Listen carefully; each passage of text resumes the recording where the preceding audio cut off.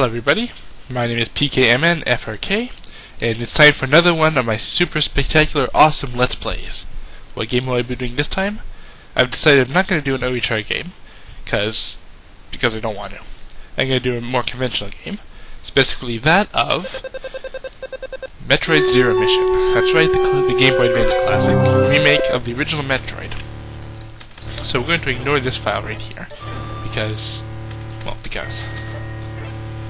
Sorry, stereo, start a new game, normal difficulty, and let's get this morph ball rolling. Okay, I'm gonna try and keep the horrible puns to a minimum. So, this game I'm going to attempt to speedrun, and I'm likely going to fail horribly if my test run shows anything about it.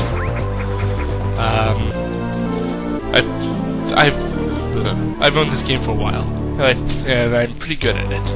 Although this is on the Game Boy itself, not on the computer, being played with a bulky controller. We'll see what happens on it. Yeah, for those who don't know what this game is, the original Metroid was released on the original NES a while ago. It was a pretty good game, although by today's standard it is pretty dated. However, it did introduce many of the concepts we're used to in the Metroid series, specifically exploration, platforming, collecting items to access new areas, that type of thing. However, since that game, newer Metroid titles have introduced new concepts to the series, like Samus's signature wall jump move, which I'm failing at using right now. Super missiles, speed booster, that type of thing. All these things which define who Samus is. So, Nintendo decided that they were going to re-release this classic in an updated form.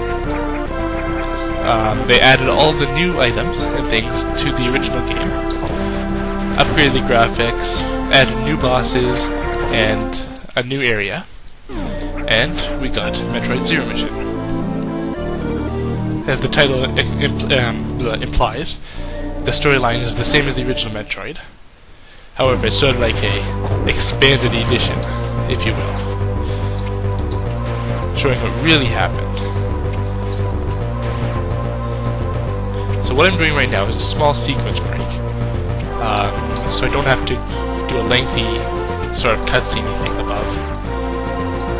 And even though I'm failing horribly at it, this will still save time overall.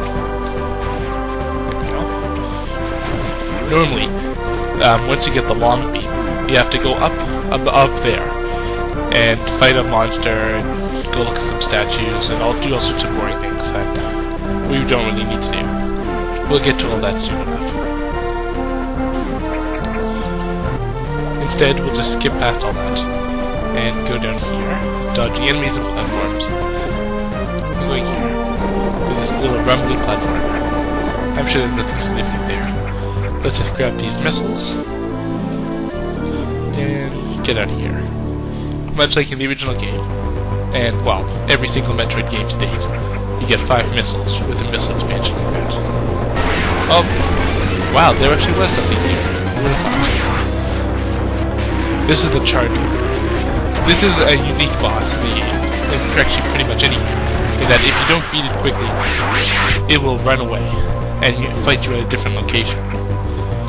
And if you don't beat it there, it'll run away again and come back here, etc., etc. You do actually have to fight it. It has an item, although you're not required to get the item. But since it takes some time every time you fight it, it's always a good idea to beat it the first time. Not to mention it takes less time to beat it than it does to let it run away.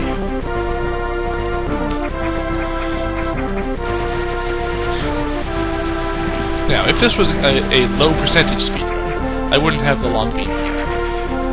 However, to date, I've never successfully done a run without the long beam. I'm good, but I'm not that good.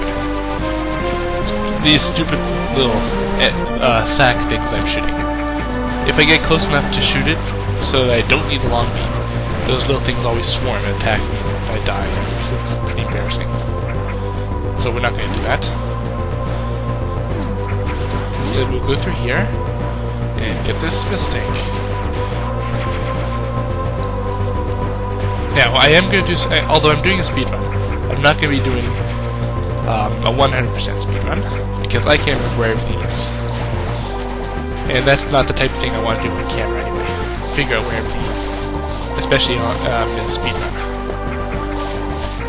I probably will do another run of this. Fuck! Why do I keep jumping the lava? Acid rather. Anyway. I probably will do a 100% speed run later, once I refresh my memory of the route. I have done it before, obviously not on camera. But yeah, I'm not doing it now. Instead, what I'm going to do is go through here, jump up here, and go through this little tunnel.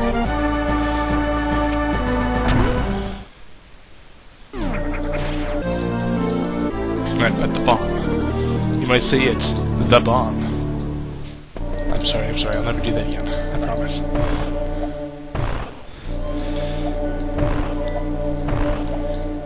But I must say, this type of game provides a lot more entertaining commentary than Wandering Hamster did.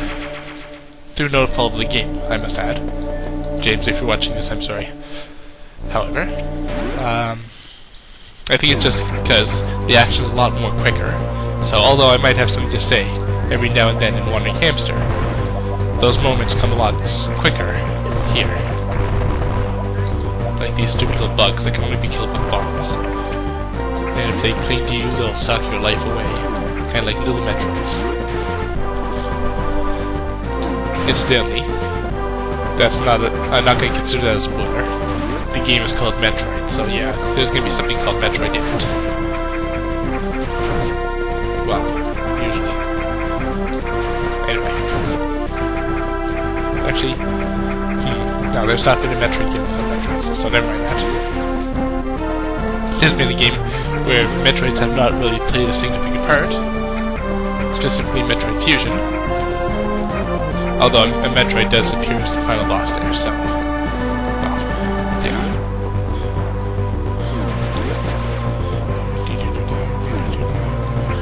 Now, in case you're wondering, yes, I did skip on Missile Tank. If you weren't wondering, then, well, I skipped a Missile Tank there, for speed purposes. Incidentally, I'm doing a lot better now than I was in my test run, probably because now I'm used to my controls. So there's the charge beam, which that worm monster dropped. It's totally unnecessary, but it can be useful if you remember how to use it properly. It, of course, wow, so much for my speedrunning. The charge beam lets you charge up your beam, of course, and then release a big shot. Now, if you have fully charged, if you're holding a charge beam and you spin into an enemy, then the enemy will take damage. And if you happen to kill the enemy, then you won't take any damage from it, which is pretty useful.